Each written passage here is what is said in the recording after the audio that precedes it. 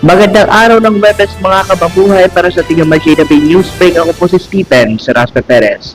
It's official, magbabalik Japan na ang SB19 sa darating na Setyembre, kaugnay ng kanilang simula at wakas World Tour.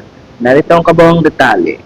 Pasado alas 11 ng umaga ngayong Hulyo o 31, inanunsyo ng mga official social media pages ng SB19 na opisyal nang kasama ang Japan sa kanilang mga tutunguhin bilang bahagi ng simula at wakas World Tour.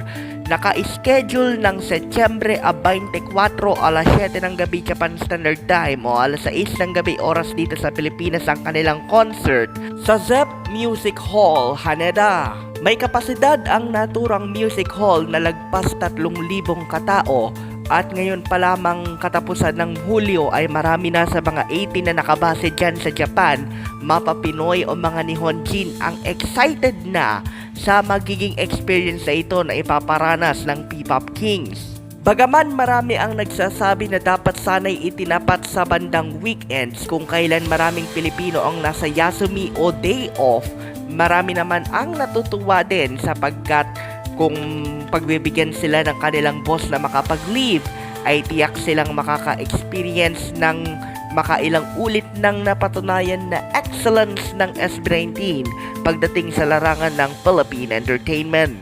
Aantabayanan namin dito sa MRJW News sa mga susunod na araw kung kailan ang magiging simula ng general ticketing and payment.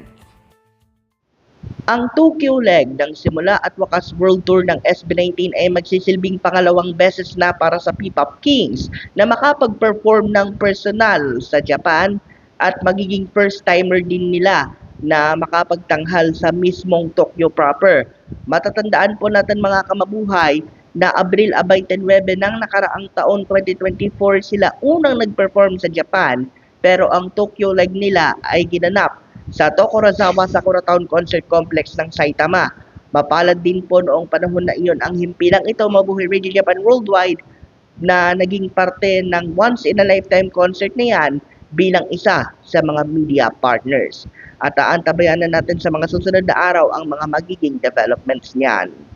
Para sa iba pang mga balita at impormasyon, mangyaring bisitahin lamang po ang aming social media platforms, facebook.com/Mabuhay Radio Japan Worldwide, aming YouTube channel Mabuhay Radio Japan Worldwide, aming pong Twitter or X account at MRJW News, maging ang official TikTok account po namin na @Japan Mabuhay Radio, at website po namin na www.mabuhayradiojapanworldwide.com. Para sa Mabuhay Radio News, sa walang takot, walang pinapaboran, ito ang Sandbox Patrol number 2, Stephen Saraspe Perez.